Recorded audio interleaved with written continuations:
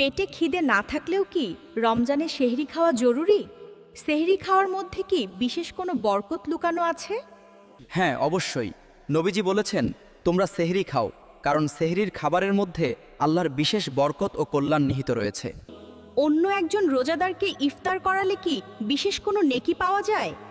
এতে কি নিজের রোজার সওয়াব কমে যাবে?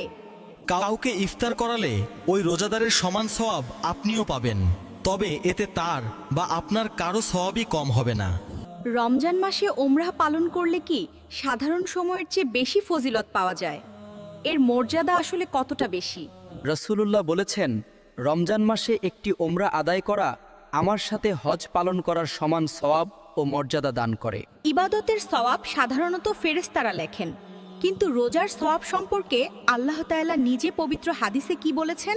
আল্লাহ বলেছেন, রোজা কেবল আমারই জন্য, আর আমি নিজে এর প্রতিদান দেব। রোজাদারের সওয়াব দেওয়ার কোনো নির্দিষ্ট সীমা নেই।